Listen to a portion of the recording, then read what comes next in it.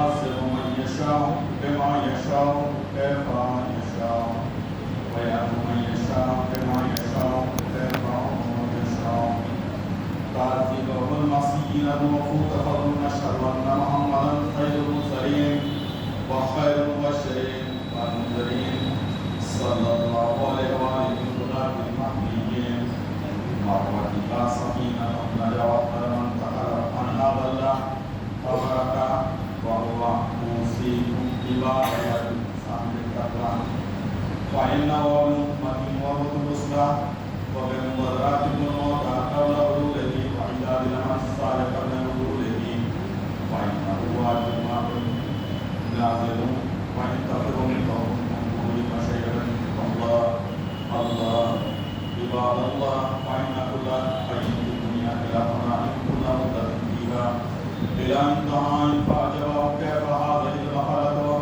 وإنما نحن كركب الكوف من أبناء السبيل سيذر المتقى الرحيم ويرتقون مغرب وسطى ولمتى تلك الرحلة ونحن إلى الولاء ما كفر إلى الرمال فإليه معرونا ولا يكون نظر عيش فيها مضمون الأمان فيها أمن بأخذ عطاء تبدو مكان الظلم قد استلقوا في بطون بركة فرينا وكيد أجدادهم ومن أخبارهم أمرا قليلا جيرا ويتنفون وإخلاؤهم وغربة من بعد وعددنا ومن وحشتنا ومحد غفرتنا ومخرج غربتنا مصيبة ما صدقنا طلب وقد السفر وقد الدارهم فصارت أحسن من الأحباء إلى الملائكة من أرض الشجاع وحزنا ومن قدر ذكرنا عن الخواتم الأحباء إلى الأقرباء وقد الديدان ومحاسنا تصرف الآثار ويكفي الله الموت ولا ينفع الزكاة ولا يستحقنا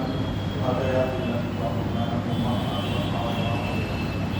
إن أحسن الحديث خبر الموعظة أعوذ بالله من الشيطان الرجيم بسم الله الرحمن الرحيم قال إمام الصادق عليه السلام إن المؤمن أشد من الزهر الحديد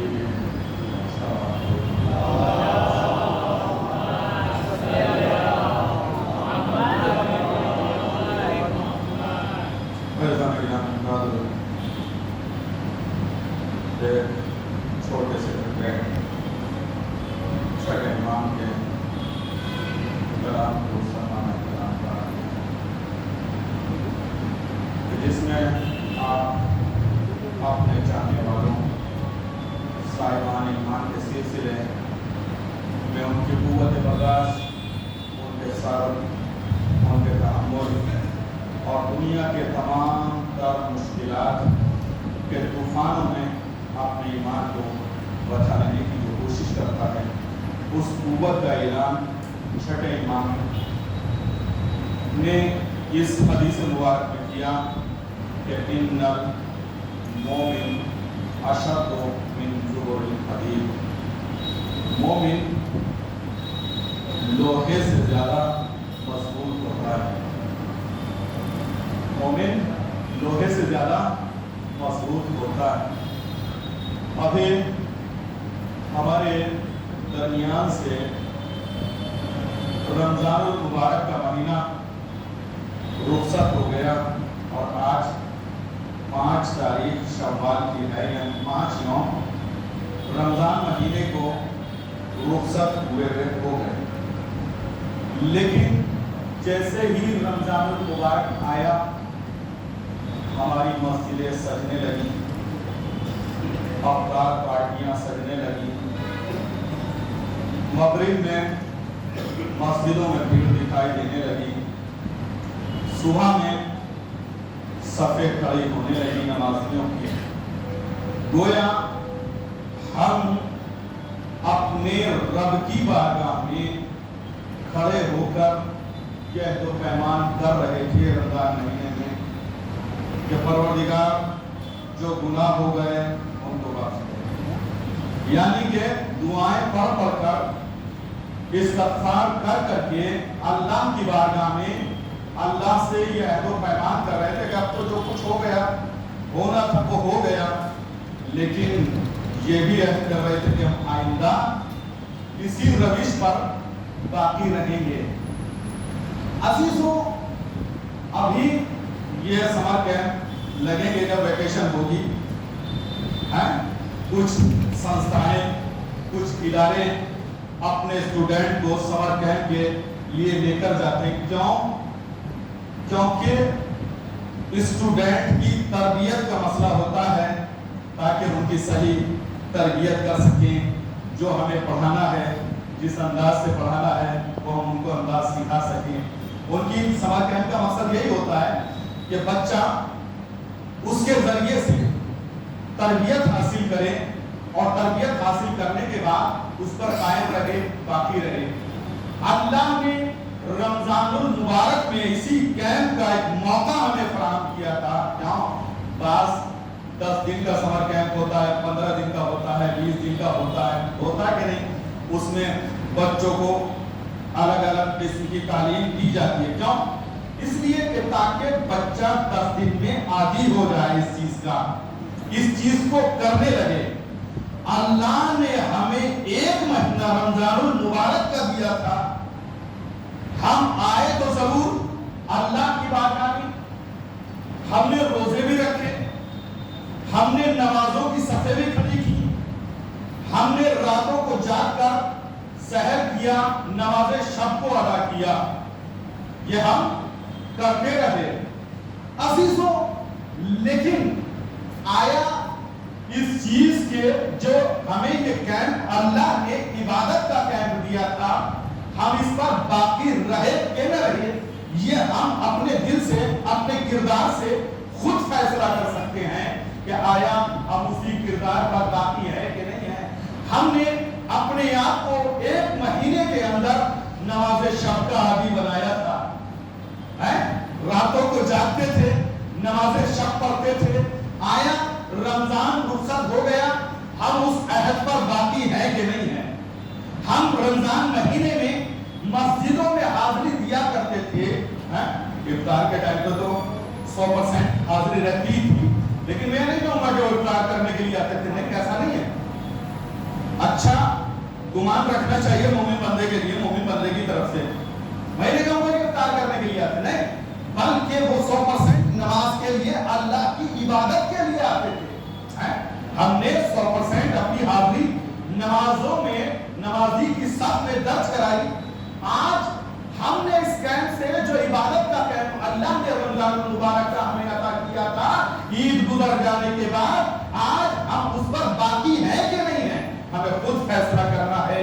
عزیزوں، رمضان مہینے میں ایک جو صفت پیدا ہوتی ہے سخاوت کی صفت، کہ غریب مومن بندے کا ہم خیال رکھتے تھے کہ ہم افطار کرائیں کہ کوئی غریب بغیر افطار کے نہ رہ جائے. کیٹیں بھی بانٹی جاتی ہیں، کھجوریں بھی گھروں پر پہنچائی جاتی ہیں، اور غریبوں کے کپڑے وغیرہ کا بھی انتظام کیا جاتا ہے. کسی کو کپڑے کے ذریعے سے، کسی کو کھجورے کے ذریعے سے. یعنی بندہ مومن، ایک بندہ مومن کا خیال اس صورت سے رکھتا تھا. کیا یہ صرف رمضان مہینے کے لیے ہی تھا؟ نہیں، بلکہ تمہیں اس طرف عبادت کی طرف لانا تھا، کیونکہ اس نے پہلے ہی کہہ دیا کہ میں نے روزے اس لیے تمہارے اوپر فرض کیے ہیں تاکہ تم متقی بن جاؤ، اس کے ذریعے سے صاحب تقویٰ بن جاؤ. اب اگر ہم نے وہ جو ہمیں پریکٹس کا مہینہ رمضان میں سخاوت کا اللہ نے دیا تھا، آج ہم اس پر باقی ہے کہ نہیں ہے؟ ہم ایک دوسرے سے ہمدردی کرتے ہیں کہ نہیں کرتے؟ عزیزوں، اس بارے میں غور و فکر کرنا انسان کے لیے ضروری ہے.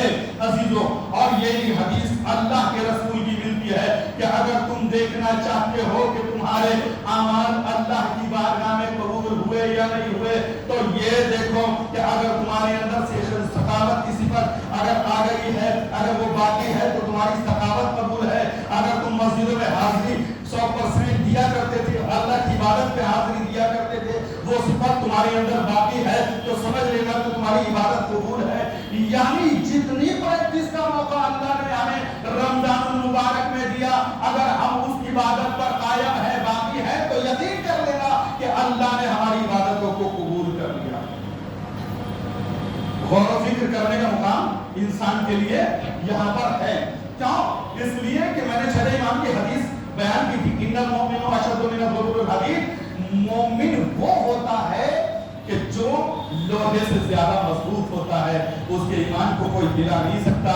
اس کے ایمان کو کوئی توڑ نہیں سکتا، اس کے ایمان کو کوئی خرید نہیں سکتا. وہ اپنے ایمان کا اس طرح سے مضبوط ہوتا ہے کہ جیسے لوہا مضبوط ہوتا ہے.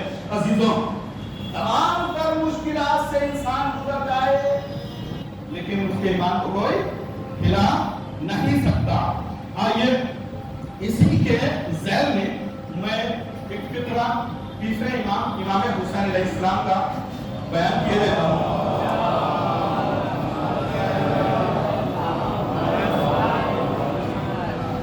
امام نے فرمایا کہ ان المؤمن اشد من الجبل، مومن پہاڑ سے زیادہ مضبوط ہوتا ہے.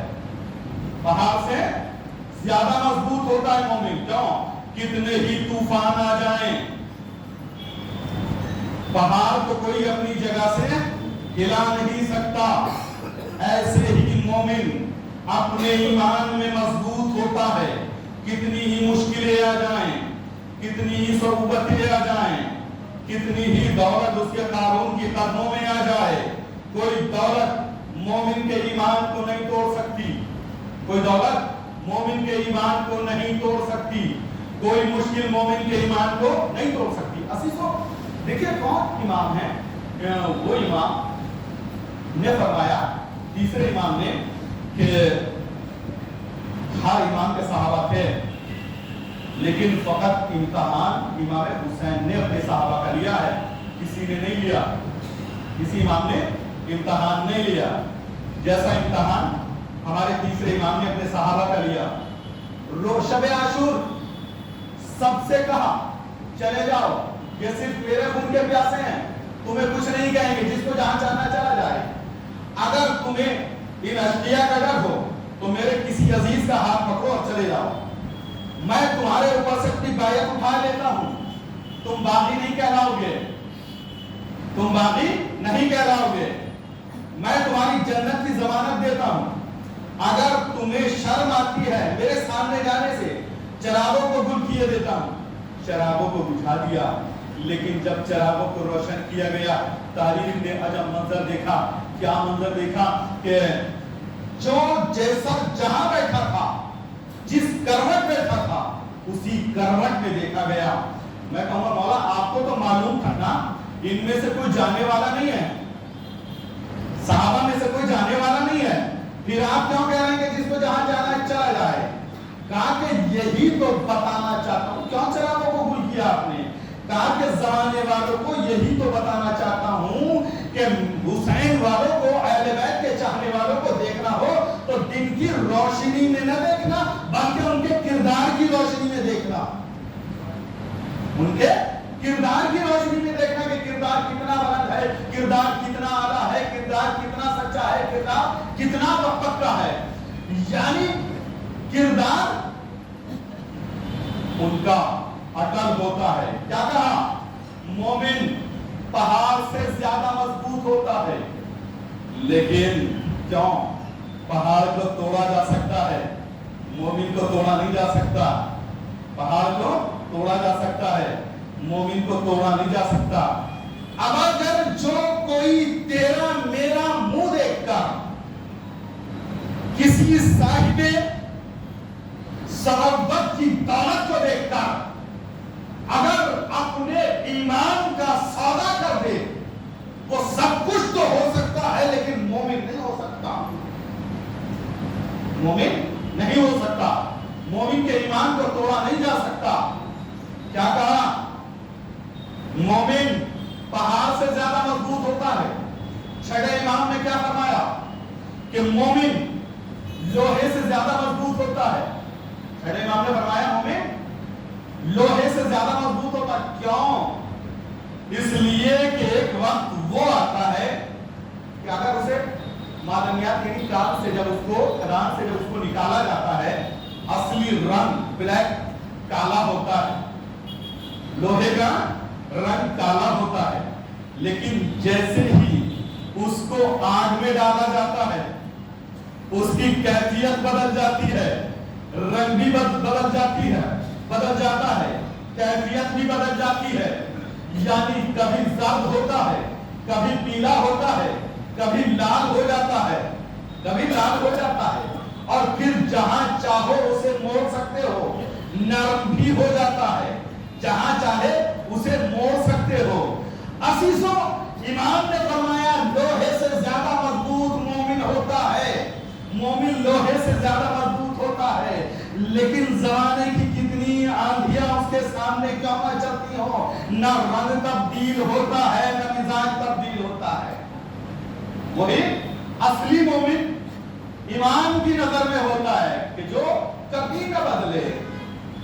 لیکن اس بندہ مومن کو کیا کہیں جو کہتا تو خود تو مومن ہے، کبھی اس کے گھر میں کبھی اس کے گھر میں، کبھی اس کیفیت میں ڈھل جاتا ہے، کبھی اس کیفیت میں ڈھل جاتا ہے۔ مومن کبھی ڈھلتا نہیں ہے، مومن اپنے ارادے کا پکا ہوتا ہے۔ عزیزوں، آٹھویں امام اور چھٹے امام سے یہ روایت ہے کہ اگر تم یہ دیکھنا چاہتے ہو کہ مومن ہمارے نزدیک کتنا ہے، بھائی ہم تو چاہتے ہیں نا کہ ہم اپنے ائمہ سے نزدیک رہیں، دعویٰ بھی کرتے ہیں، لیکن امام فرماتے ہیں، دونوں اماموں سے منسوب روایت ہے، اگر تم یہ دیکھنا چاہتے ہو کہ بندہ مومن ہمارے نزدیک کتنا ہے تو ان کے آپسی رشتوں کو دیکھو۔ بندہ مومن کے رشتوں کو دیکھو کہ مومن سے کتنا نزدیک ہے، مومن سے کتنا نزدیک ہے۔ جتنا مومن سے نزدیک ہوگا اتنا ہی وہ ہمارے نزدیک ہوگا، اتنا ہی ہمارے نزدیک ہوگا۔ اب کیا مطلب ہے؟ جتنے یہاں مسجد ولی اثر میں بیٹھے ہوئے ہیں،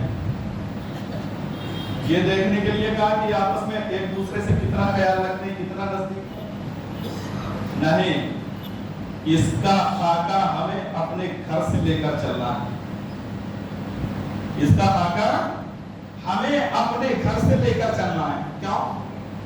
مومن تو سبھی ہے نا، باپ ہے تو باپ بھی مومن، بیٹا ہے تو بیٹا بھی مومن، ماں ہے تو ماں مومنہ ہے، بیٹا ہے تو بیٹا مومن، بھائی ہے تو بھائی مومن ہے کہ نہیں ہے، زوجہ ہے تو زوجہ مومنہ، شوہر ہے تو شوہر مومن۔ عزیزوں، ہمیں پہلے گھر میں دیکھنا ہے، کیونکہ جس گھر کو ہم گھر کہتے ہیں اس میں سارے کے سارے مومن رہتے ہیں۔ اب ہمیں دیکھنا ہے کہ بھائی کا بھائی سے رشتہ کتنا نزدیک ہے، بہن کا بھائی سے رشتہ کتنا نزدیک ہے، بھائی کا بہن سے رشتہ کتنا نزدیک ہے، ہمیں یہ دیکھنا ہے باپ بیٹے کا کتنا رشتہ نزدیک ہے۔ عزیزوں، اب دیکھتے چلے جاؤ، جو جتنا نزدیک ہوگا اتنا ہی معصومین سے نزدیک ہوتا چلا جائے گا۔ کیا؟ یہ ایک سرکل ہے، ایک سرکل ہے۔ بندہ مومن اگر خوش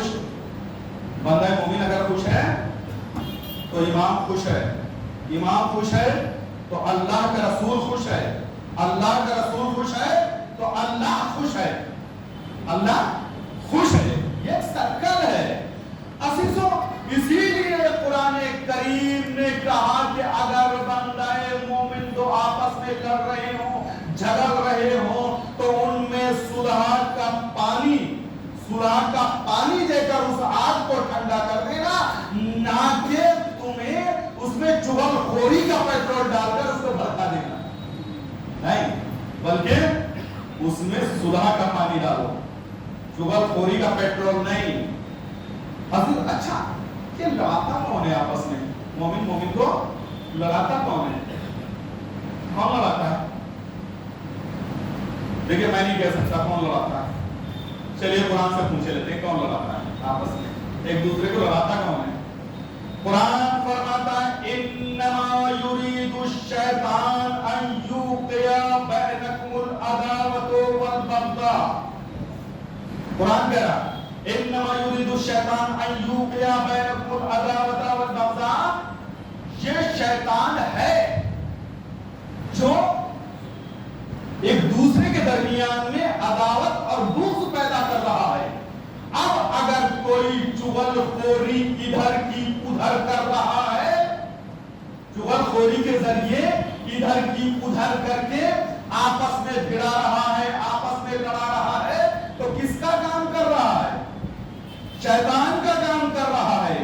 عزیزوں, ایسا انسان سب کچھ ہو سکتا ہے جو شیطان کا کام کرے, لیکن مومن نہیں ہو سکتا. قرآن کی نگاہ میں مومن نہیں ہو سکتا. اپنی دشمنیاں یہ پہلے آپس میں دیکھیں, گھر کی آپس کی دشمنیاں یہ پھر معاشرے میں آتی ہیں, سماج میں آتی ہیں, پھر یہ گروپ بندی کی شکل میں آ جاتی ہیں, گروپ بندی کی شکل میں آ جاتی ہیں, پھر مرکز کے شکل میں اختیار کر لیتی ہیں. ہوتی آپس کی گھر کی دشمنیاں ہیں جو پھر معاشرے میں ایک دوسرے کے ذریعے سے نکالی جاتی ہیں. عزیزوں آپ دیکھیے, جب مومن کسی کے دل کو خوش کرتا ہے, مومن کے دل کی کیفیت کیا ہوتی ہے؟ آپ ذرا غور کیجئے گا, مومن کے دل کی کیفیت کیا ہوتی ہے.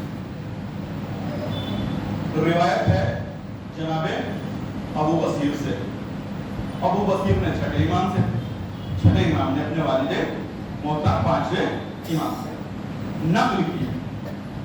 چھٹے امام نے انسان جب روز محشر